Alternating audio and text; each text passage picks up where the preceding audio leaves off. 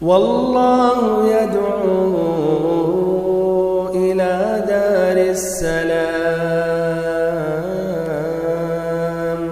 ويهدي من يشاء إلى صراط مستقيم.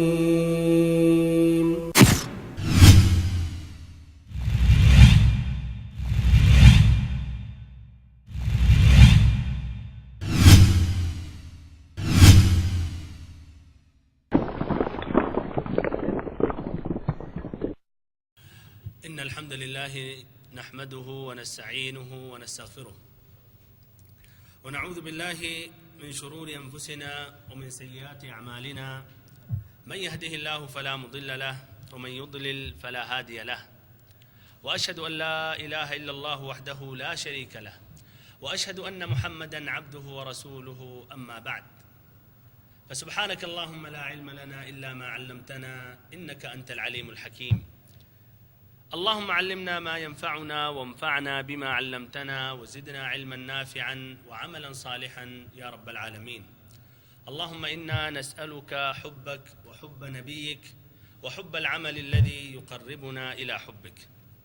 ساری تعریفیں اللہ رب العالمین کے لیے ہیں اور مکمل ترین پورے طور پر درود و سلام اس ذات مقدسہ مبارکہ پر جن کو اللہ رب العزت نے اس دنیا میں رشد و ہدایت کے ساتھ رحمت للعالمین بنا کر بھیجا. واجب الاحترام بھائیوں، محترم ساتھیوں، عزیز بچوں اور ہماری ماؤں اور بہنوں، مدنی زندگی کے سابقہ 2 دروس میں 2 درسوں میں میں نے مختلف عبادتیں، مختلف شرعی احکام جو اللہ تعالیٰ نے نازل کیا اور نبی صلی اللہ علیہ وسلم کو اور تمام مسلمانوں کو حکم دیا اس کا ذکر کیا. مثلا اذان کی مشروعیت، پھر ایسے ہی فرض نمازوں میں 2 رکعتوں کا اضافہ، پھر ایسے ہی تحویل قبلہ، پھر ابھی انشاءاللہ میں زکوٰۃ کی فرضیت، روزے کی فرضیت ذکر کروں گا.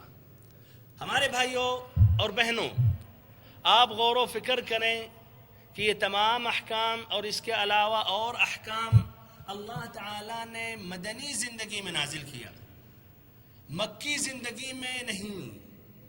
جبکہ نبی پاک صلی اللہ علیہ وسلم کی زندگی کا کافی حصہ نبوت کے بعد بھی مکہ میں گزرا، نہ کہ مدینہ میں. تو آخر میں نبی پاک صلی اللہ علیہ وسلم مکہ میں کیا کر رہے تھے؟ آپ کس کی طرف دعوت دے رہے تھے؟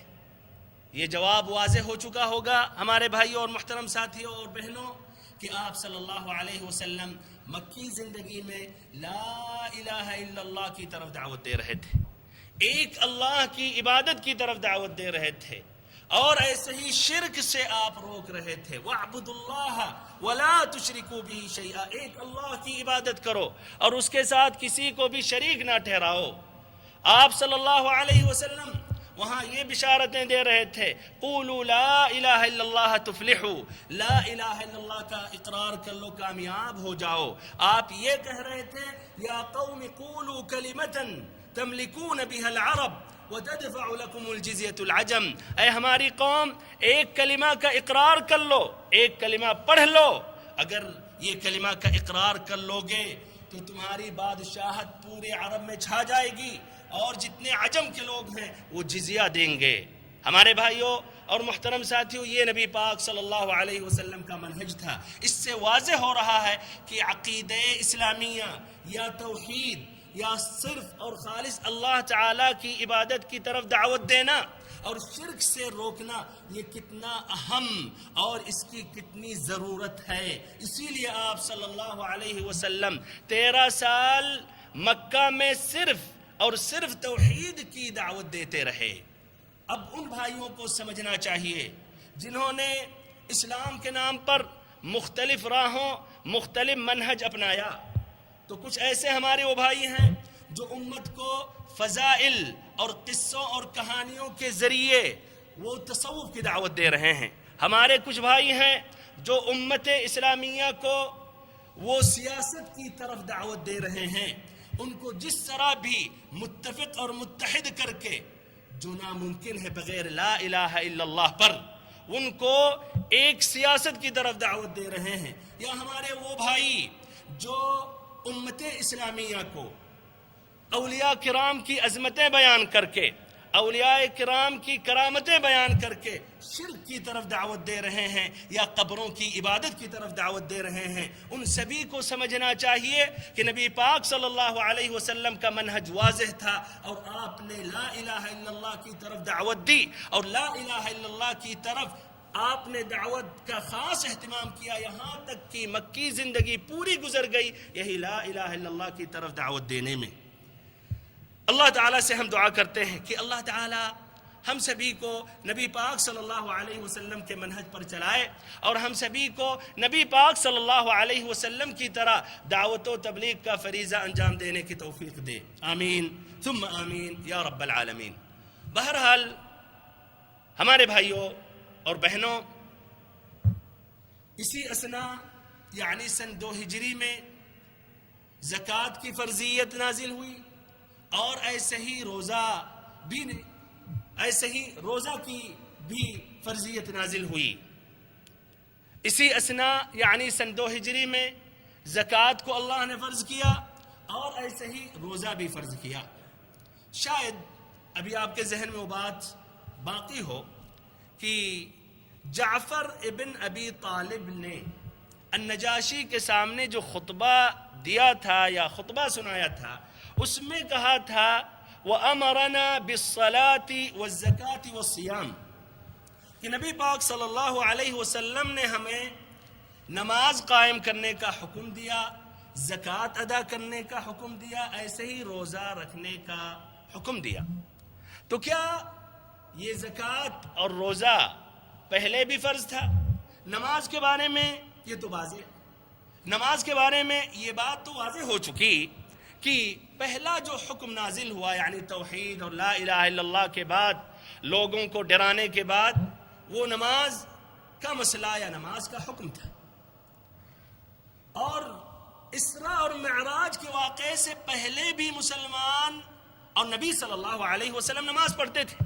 جس طرح کی ابن حجر رحمہ اللہ نے کہا کہ نبی صلی اللہ علیہ وسلم اور تمام مسلمان معراج کی رات سے پہلے بھی نماز پڑھتے تھے، لیکن اختلاف اس میں ہے کہ کیا معراج سے پہلے کچھ نمازیں فرض بھی تھیں یا نہ. تو کچھ اہل علم کا یہ کہنا ہے کہ 2 رکعتیں سورج نکلنے سے پہلے فرض تھیں، اور 2 رکعتیں سورج ڈوبنے سے پہلے. پھر معراج کی رات میں جانتے ہیں 50 وقت کی نمازیں فرض ہوئی. پھر تخفیف کا سوال نبی صلی اللہ علیہ وسلم کرتے رہے، یہاں تک کہ جا کے 5 نمازوں پر یہ محدود ہو گئیں. پھر اس کی وضاحت میں نے سابقہ درس میں کیا کہ ہجرت کرنے کے بعد فرض نمازوں میں 2 رکعتوں کا اضافہ ہوا سوائے فجر اور مغرب کی نماز. مغرب کی نماز شروع ہی سے 3 رکعت تھی اور 3 رکعت باقی رکھی گئی، اس لیے کہ یہ دن کا وتر ہے. اور ایسے ہی فجر کی 2 رکعت اس لیے لمبی قرات کی جاتی ہے. باقی ظہر، عصر، عشاء 4 رکعتوں پر مشتمل ہو گئیں، اور اس میں 2 رکعتوں کا اضافہ ہو گیا. اس طرح یہ 4 رکعتیں ہو گئیں. بہرحال یہ نماز کی بات تھی جس کی وضاحت ہو گئی. زکوٰۃ کے بارے میں کیا ہجرت سے پہلے بھی زکوٰۃ دینا واجب تھا، ضروری تھا؟ تو ہمارے بھائیوں اور بہنوں، ہجرت سے پہلے مکی دور میں زکوٰۃ کی ترغیب دی گئی اور مسلمان زکوٰۃ نکالتے تھے، لیکن زکوٰۃ کا نصاب، زکوٰۃ کی تفصیل اور زکوٰۃ کی مقدار اس کی وضاحت نہیں کی گئی تھی. لیکن ہجرت کے بعد سن 2 ہجری میں زکوٰۃ کی تفصیل اور ایسے ہی زکوٰۃ کا نصاب اور زکوٰۃ کی مقدار اور باقی امور کی وضاحت کی گئی وحی کے ذریعے. ایسے ہی روزہ 2 شعبان سن 2 ہجری کو فرض ہوا، جس طرح کی کچھ فقہاء نے اور اہل سیر نے کہا. اور رمضان میں روزہ فرض ہونے سے پہلے آپ صلی اللہ علیہ وسلم عاشورہ کے دن روزہ رکھتے تھے اور صحابہ کرام بھی روزہ رکھتے تھے اور روزہ رکھنا فرض تھا. لیکن جب اللہ تعالیٰ نے رمضان کے مہینے میں روزہ فرض قرار دیا تو اس کے بعد عاشورہ کے دن روزہ رکھنا مسنون ہو گیا. روزہ رکھنا مسنون ہو گیا. اب اس کے بعد ایک نیا موضوع ذکر کر رہا ہوں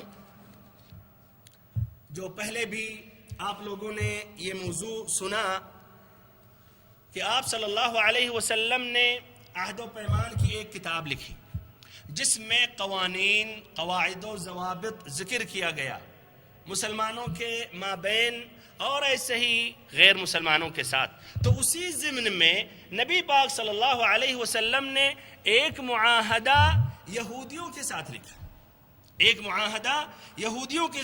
لکھا اور ان کے ساتھ منعقد کیا جس میں انہیں دین و مذہب، مال و جان کی مکمل اور کلی آزادی تھی اور ایسے ہی جلا وطنی، ضبطی جائیداد یا جھگڑے کی سیاست کا رخ ان کے ساتھ نہیں اختیار کیا گیا. اس معاہدے کے متعدد دفعات تھے، چند دفعات آپ سنیں. نمبر 1، یہود اپنے دین پر عمل کریں گے اور مسلمان اپنے دین پر عمل کریں گے. خود ان کا بھی یہی حق ہوگا اور ان کے غلاموں اور متعلقین کا بھی. دوسرا، یہود اپنے اخراجات کے ذمہ دار ہوں گے اور ایسے ہی مسلمان بھی اپنے اخراجات کے ذمہ دار ہوں گے. تیسرا، جو طاقت اس معاہدے کے کسی فریق سے جنگ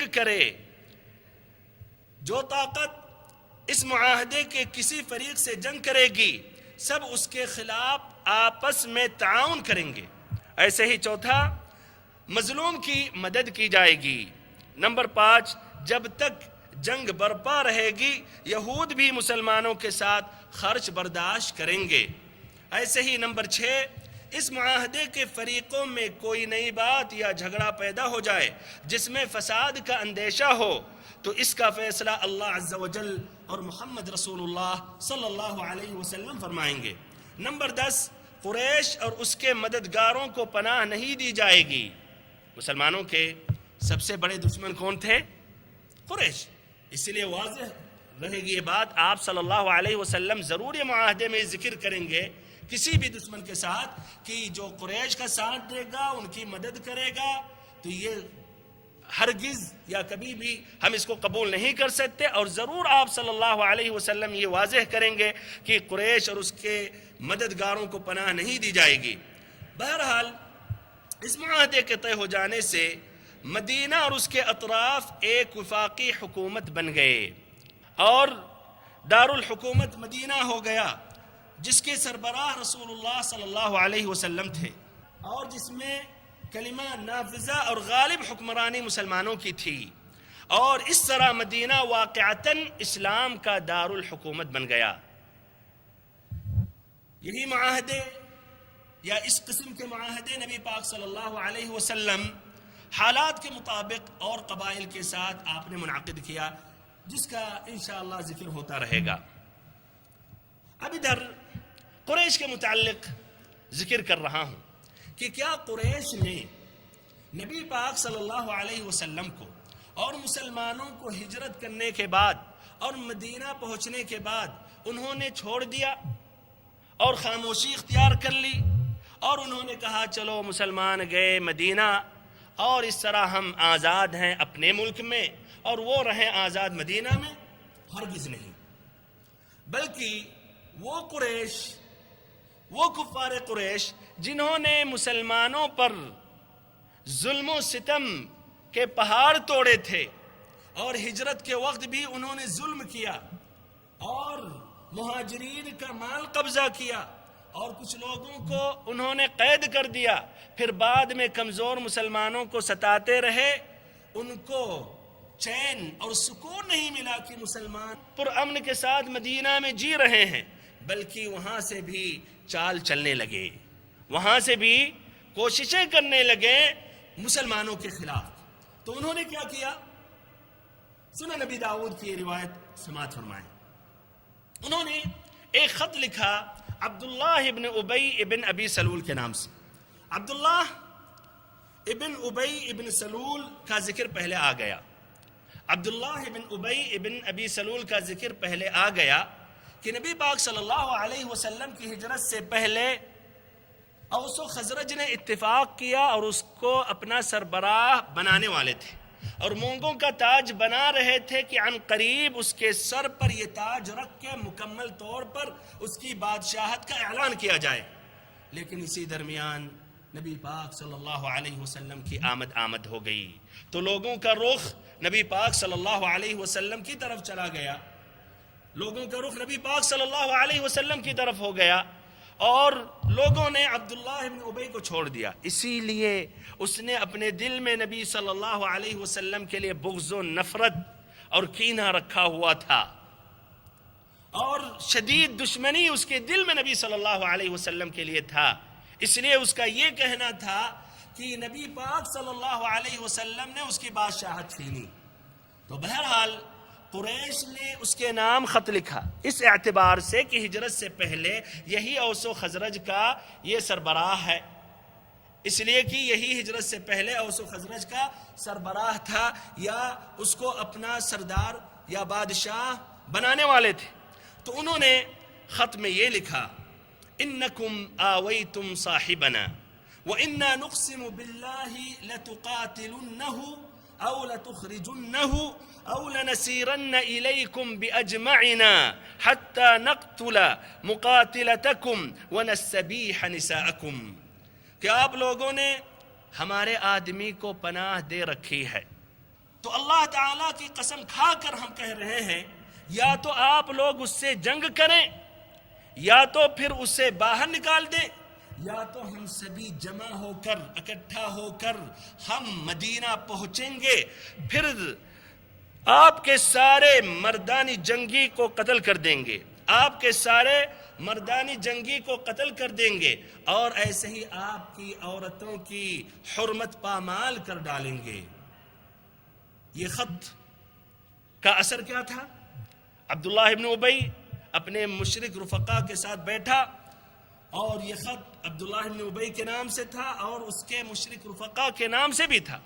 سب کو جمع کیا، مشورہ کیا اور پھر انہوں نے یہ رائے طے کی کہ اب ہم نبی صلی اللہ علیہ وسلم سے لڑیں گے اور انہوں نے تیاری بھی اس طرح کر لی. تصور کیجئے بھائیو، اگر اندر سے بھی اس طرح مدینہ کے اندر سے بھی کچھ مخالفین تیار ہو جائیں نبی صلی اللہ علیہ وسلم سے لڑنے کے لیے اور باہر سے تو دشمنان اسلام تو گھیرے ہوئے ہیں، تو اس طرح مصیبت کا سامنا کرنا پڑے گا. بہرحال نبی پاک صلی اللہ علیہ وسلم ان کے پاس پہنچے. آپ صلی اللہ علیہ وسلم کی حکمت عملی دیکھیں اور سنیں. آپ نے ان سے کہا لَقَدْ بَلَغَ وَعِيدُ قُرَيْشٍ مِّنْكُمُ الْمَبَالِغِ ما كانت تكيدكم بأكثر مما تريدون أن تكيدوا به أنفسكم تريدون أن تقاتلوا أبناءكم وإخوانكم. قریش کی دھمکی تم لوگوں پر بہت گہرا اثر کر گئی. قریش کی دھمکی تم لوگوں پر بہت گہرا اثر کر گئی ہے. تم خود اپنے آپ کو اس قدر تباہ کرنا چاہ رہے ہو جو اس قدر خود قریش تمہیں تباہ نہیں کر سکتے. کیا تم لوگ چاہتے ہو کہ اپنے بیٹوں اور بھائیوں سے خود ہی لڑائی کرو؟ نبی پاک صلی اللہ علیہ وسلم کی یہ بات جب انہوں نے سنی تو ادھر سے وہ بکھر گئے. آپ صلی اللہ علیہ وسلم کی بات کی تاثیر اس قدر تھی کہ وہ لوگ وہاں سے بکھر گئے اور اس طرح انہوں نے جنگ نہیں لڑی. غالباً عبداللہ ابن ابی کے ساتھی کے ساتھی ڈھیلے پڑ گئے یا تو پھر انہوں نے بھی ذرا سوچا اور غور و فکر کیا کہ اس کا انجام کیا ہوگا، اس کا نتیجہ کیا ہوگا. تو انہوں نے یہ سوچا کہ یہ نتیجہ تو برا ہوگا. ظاہر بات ہے کہ ہم جب جنگ لڑیں گے نبی صلی اللہ علیہ وسلم سے تو حقیقت میں نبی پاک صلی اللہ علیہ وسلم کا ساتھ دینے والے وہی ہمارے بیٹے اور بھائی ہیں. اسی لیے انہوں نے جنگ نہیں لڑی. لیکن اس کا معنی مطلب یہ نہیں کہ وہ باز ہو گئے اپنی اس حرکتوں سے، بلکہ انہوں نے اپنا رابطہ خفیہ طور پہ قریش سے قائم رکھا، ساتھ ساتھ یہودیوں کو بھی اپنے ساتھ جوڑا، اور جب بھی شرارت اور فساد کا موقع ملتا تو ہاتھ سے ضائع ہونے نہیں دیتے تھے۔ لیکن سبحان اللہ، نبی پاک صلی اللہ علیہ وسلم کی حکمت عملی تھی کہ آپ صلی اللہ علیہ وسلم شر اور فساد کو ختم کر دیتے تھے، اور جہاں شر و فساد کی آگ بھڑکتی تھی تو وہاں آپ صلی اللہ علیہ وسلم بجھا دیتے تھے۔ پھر اس کے بعد قریش نے ایک دھمکی دی، یا کہیے انہوں نے اعلان کیا کہ مسجد حرام کا دروازہ ہم مسلمانوں پر یا مسلمانوں کے سامنے ہم بند کر دیں گے۔ اس سے واضح کر سکتے ہیں کہ اس طرح قریش اپنا چال چلتے رہے۔ صحیح امام بخاری کی روایت ہے، سعد ابن معاذ رضی اللہ عنہ عمرہ کرنے کے لیے مکہ تشریف لے گئے۔ وہاں امیہ ابن خلف کے گھر ٹھہرے، امیہ ابن خلف کے مہمان ہوئے۔ پھر بعد میں انہوں نے کہا امیہ ابن خلف سے کہ آپ میرے لیے خلوت کا وقت ڈھونڈیں جس میں خالی جگہ مل جائے طواف کرنے کے لیے۔ تو انہوں نے اس طرح دوپہر کے قریب اپنے ساتھ ان کو لیا اور کعبہ کے پاس پہنچے طواف کے لیے، تو ابو جہل سے ملاقات ہو گئی۔ غور کریں، ابو جہل غالباً کعبہ کے قریب پہنچا رہتا ہے کہ نہیں؟ کئی مرتبہ یہ ذکر آیا، نبی صلی اللہ علیہ وسلم کعبہ کے پاس پہنچے، طواف کر رہے تھے، نماز پڑھ رہے تھے، ابو جہل پہنچ گیا۔ اس کے معنی بہت ہی حریص تھا، پوری کوشش اس کی رہتی تھی، اخبار لینا چاہتا تھا، جاننا چاہتا تھا کہ مسلمان کی حالت کیفیت کیا ہے۔ بہرحال ابو جہل نے امیہ ابن خلف سے کہا، ابو صفوان آپ کے ساتھ یہ کون ہے؟ انہوں نے کہا یہ سعد ہے، یعنی سعد ابن معاذ الانصاری رضی اللہ عنہ، مدینہ کے باشندے جو مسلمان ہو چکے اور انہوں نے نبی پاک صلی اللہ علیہ وسلم کا ساتھ دیا۔ تو انہوں نے کہا یہ سعد ہے۔ تو ابو جہل نے کہا اچھا میں دیکھ رہا ہوں نہایت ہی امن و اطمینان کے ساتھ طواف کر رہے ہیں، جبکہ آپ لوگوں نے بددینوں کو اپنے پاس پناہ دے رکھی ہے، اور ساتھ ساتھ یہ زعم اور یہ دعویٰ کر رہے ہو کہ اس کی مدد اور نصرت کریں گے۔ واللہ یا اما واللہ لولا انک مع ابی صفوان ما رجعت الى اہلک سالما، کہ سنو اللہ کی قسم اگر آپ ابو صفوان کے ساتھ نہ ہوتے تو آج سلامتی کے ساتھ اپنے گھر نہیں لوٹ سکتے تھے، سلامتی کے ساتھ مدینہ واپس نہیں ہو سکتے تھے۔ تو اس پر سعد بھی غصے میں آ کر انہوں نے کہا کہ آپ بھی سنیں، اللہ کی قسم اگر آپ نے مجھے اس سے روکا تو ہم آپ کو ایسی چیز سے ہم روکیں گے جو آپ پر اس سے بھی زیادہ بھاری اور گراں گزرے گی، یعنی تجارتی راستہ۔ یہ واضح ہے اور واضح رہے کہ مکہ والوں کی تجارت شام کی طرف جاتے آتے مدینہ کے اطراف سے گزرتی تھی۔ تو انہوں نے بھی اس طرح یہ دھمکی دی۔ قریش نے اس طرح پھر صراحت کے ساتھ انہوں نے دھمکی دی مسلمانوں کو۔ ایک خط لکھا جس میں انہوں نے اس الفاظ میں تہدید دی اور دھمکی دی۔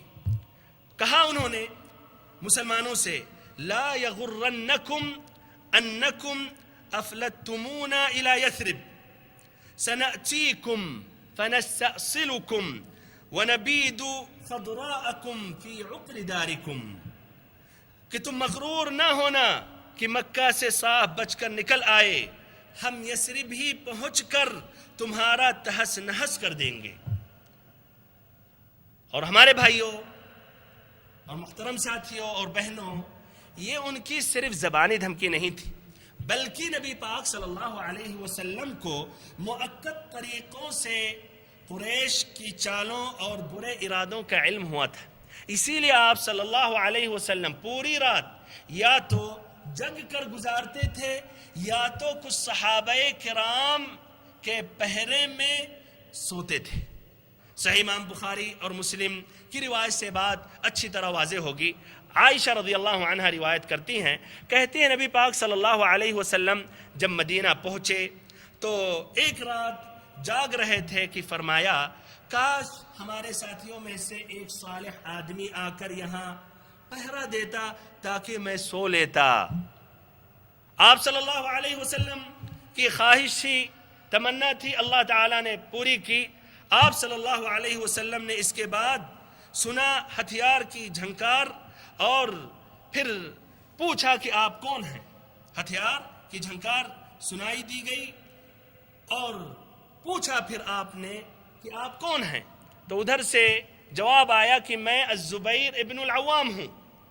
آپ صلی اللہ علیہ وسلم نے پوچھا آپ کا آنا ادھر کس طرح ہوا؟ انہوں نے کہا کہ میرے دل میں آپ کے متعلق خطرے کا اندیشہ ہوا تو میں آپ کے یہاں پہرا دینے کے لیے آ گیا۔ آپ صلی اللہ علیہ وسلم نے ان کے حق میں دعا کی، پھر آپ صلی اللہ علیہ وسلم سوئے۔ ہمارے بھائیوں اور بہنوں، یہ چند راتوں کی بات نہیں تھی، بلکہ یہ پہرا دینا یہ مسلسل کئی راتوں تک یا مسلسل اور دائمی تھا، یعنی مسلسل اور برابر صحابہ کرام مدینہ میں نبی صلی اللہ علیہ وسلم کے لیے پہرا دیتے رہتے تھے، یہاں تک کہ رب العزت نے قرآن مجید کی آیت کریمہ نازل کی، واللہ یعصمک من الناس، کہ اللہ کے نبی اللہ تعالی آپ کو لوگوں سے محفوظ کرے گا۔ اے اللہ کے نبی آپ کو لوگوں سے محفوظ رکھے گا۔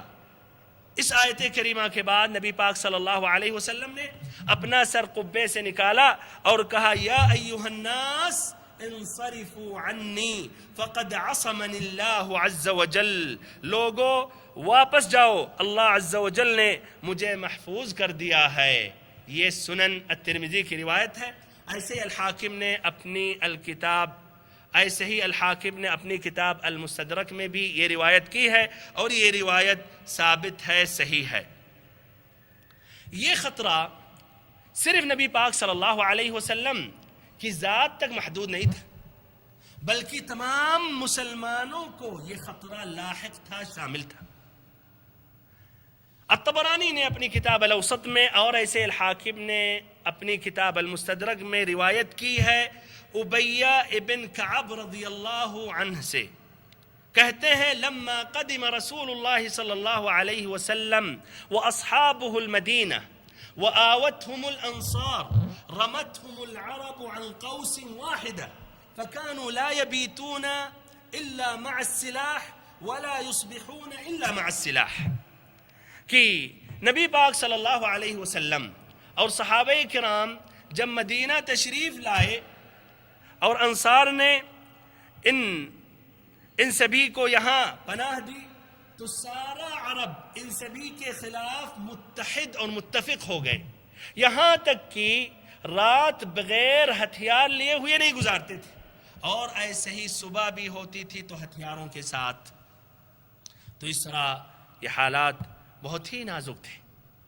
ہمارے بھائیوں اور بہنوں، اس درمیان ایسے حالات میں جہاں عرب کے لوگ مسلمانوں کے خلاف متحد ہو گئے تھے اور قریش واضح طور پر واضح لفظوں میں مسلمانوں کو دھمکی دے رہے تھے، اور اندر سے بھی جو عبداللہ ابن ابی ابن ابی سلول تھا، جو اب تک کھلم کھلا واضح طور پر مشرک تھا، اس سے بھی اتفاق کر رہے تھے اور ساتھ ساتھ یہودیوں کو بھی اپنے ساتھ شامل کیے ہوئے تھے۔ اس دوران اللہ رب العزت نے جہاد کی پہلی آیت نازل کی۔ فرمایا رب العزت نے اذن للذین یقاتلون بأنہم ظلموا، اذن للذین یقاتلون بأنہم ظلموا وإن اللہ علی نصرہم لقدیر، جن لوگوں سے جنگ کی جا رہی ہے انہیں بھی جنگ کی اجازت دی گئی کیونکہ وہ مظلوم ہیں، اور یقیناً اللہ ان کی مدد پر قادر ہے۔ تو یہ پہلی آیت نازل ہوئی، اور اس آیت کریمہ میں صرف اجازت دی گئی جہاد کے لیے، یعنی واجب یا فرض قرار نہیں دیا گیا۔ پھر اسی دوران اللہ رب العزت نے قرآن مجید کی ایک اور آیت نازل کی، جس میں اس جنگ کا مقصد واضح کیا گیا کہ اس جنگ کا مقصد یہ ہے باطل کے خاتمے اور اللہ کے شعائر کا قیام ہو جائے۔ فرمایا رب العزت نے الذين إن مكناهم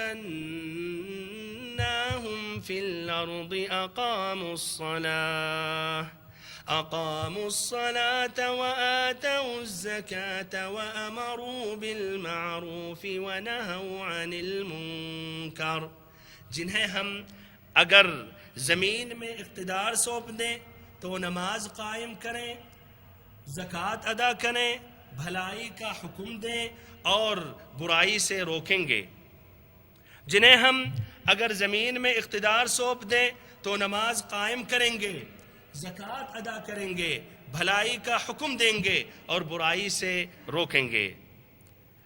واضح رہے کہ یہ اجازت اللہ تعالیٰ نے ہجرت کے بعد مدینہ میں دی۔ مکی دور میں، عہد مکی میں اللہ تعالیٰ نے اجازت نہیں دی، اس لیے کہ مسلمان بہت ہی کمزور تھے۔ لیکن مدینہ پہنچنے کے بعد مسلمانوں کو جب اللہ نے قوت عطا کی، تعداد ان کی بڑھتی چلی گئی، تب اللہ تعالیٰ نے اجازت دی۔ اور یہ اجازت صرف قریش تک محدود تھی، یعنی غیر قریش کو یہ شامل نہیں تھی، اور بعد میں یہی اجازت واجب میں تبدیل ہو گئی، اور ساتھ ساتھ غیر قریش کو بھی یہ حکم شامل ہو گیا۔ ابن القیم رحمہ اللہ تعالی اپنی کتاب زاد المعاد میں یہ جہاد کے مراحل، جنگ کے مراحل بیان کرتے ہیں۔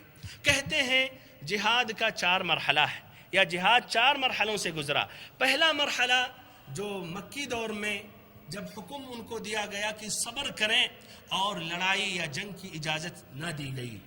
دوسرا مرحلہ ہجرت کے بعد جب انہیں اجازت صرف دی گئی لڑائی کرنے کی، جنگ کرنے کی۔